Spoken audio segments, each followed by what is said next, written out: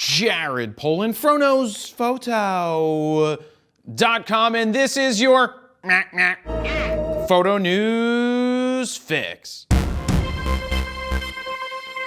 This fix is brought to you by the super huge mega camera giveaway, where I'm giving one of you the choice between a camera or lenses valued up to $3,499. After the fix, head on over to bit.ly/megafro2020 to get entered for free. Now, if you purchase FroPack 1, FroPack 2, or the bundle, or you already own them, you will score extra entries. But keep in mind, you do not need to make a purchase to win the grand prize. Now, before I get to the news stories, we are not sure that we're going to be able to get back to the factory anytime soon, as in Pennsylvania or Philadelphia, they're about to institute a stay-at-home thing, which means we may just have to stay at home and try to work from home. Home.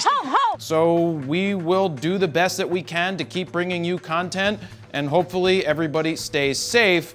Now, let's get into the first story. First up, if you were hoping to head to Photokina 2020 in March, you can continue to hope all you want. Wishing one hand, shit in the other one, see which one fills up first. But that's not going to change that it's officially been canceled. We all know why it's been canceled, and honestly, at this point, I think most of the world is on some sort of lockdown for good reason. Event organizers said the next Photokina will take place in May 2022. Now, I'm going to emphasize the word May in the post right there. Dan, can you make May nice and big, please? May. It's gonna be May. Let's all hope 2022 brings us some good stuff. I need the good stuff. The good stuff. If you purchase tickets for the 2020 event, they will be refunded. I was lucky enough to attend a few of the last biannual Photokinas, but I really do wish that I was around in the 1960s or 1970s to see what those photo shows were all about. I did wear lipstick and a tutu earlier. Do I think there will be a Photokina in 2022? Yes. Do I think there should be a Photokina in 2022? No. Probably not.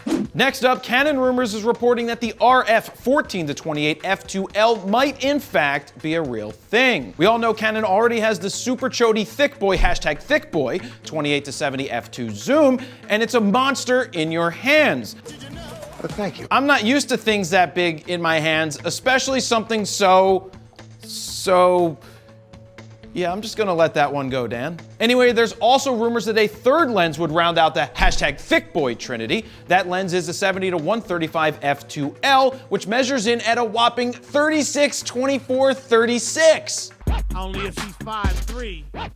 Dan, my ass isn't that big, is it? Yes, it is. Why didn't somebody tell me my ass was so big? At first, I thought an 80 or 85-150 or possibly 175 might be better, but that would probably be the size of my ass, which we can't have.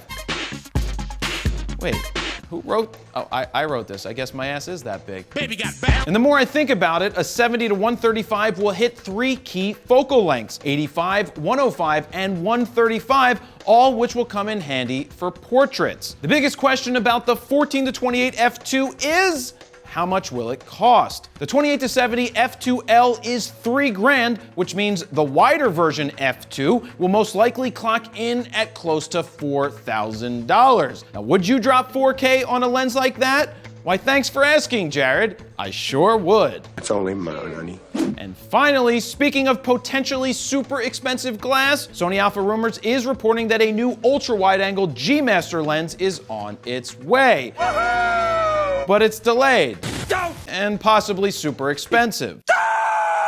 The rumor says Sony was about to introduce a 14-24 f2.8. Take that, Canon RF 14-28 f2. Pew, pew, pew, pew. Shots fired. Oh wait, which would you rather have? I'll have more on that a little bit later. Sony's current ultra wide angle 12-24 is an f4 and honestly not my favorite piece of glass. I've personally been using the Sigma 14-24 2.8, which is available for Sony E-mount and the L-mount Alliance. Sheesh. It's been a while since we've been able to say that. The other interesting part of the rumor is that they think the lens will cost $4,000. Is 2mm wider worth an extra $2,600 to you when compared to the $1,400 14 to 24 2.8 Sigma? When Canon released the 11 to 24 f4, it clocked in at $3,000, and it's only an f4. Not to mention how bulbous it is. Like your butt. Yeah, Dan, like my butt. Personally, I've never shot a full-frame, non-fisheye lens at 12mm, but if that gives me a competitive advantage over people with a 14mm lens, then I would gladly drop $4,000 on that piece of glass. That Veronica Vaughn. Another thing I'll need to consider is how heavy it will be, and will the extra weight in the bag be worth it versus the Sigma 14 to 24. So Canon may have a 14 to 28 f2 coming and Sony a 12 to 24 f2.8. Which would you rather have? I guess I would prefer the 12mm over the ability to shoot at f2. How about you? And there you have it. That's your photo news fix this time around. Like I said, I don't know what's gonna happen in the next month or two. Hopefully we're able to keep making content and you guys are able to keep watching it and supporting us, and hopefully everybody stays safe and healthy. To check out the last fix, go ahead and click on the screen right here. Don't forget to like, share, comment, and subscribe, and hopefully I will see you soon. Jared Polin, FroKnowsPhoto.com. See ya.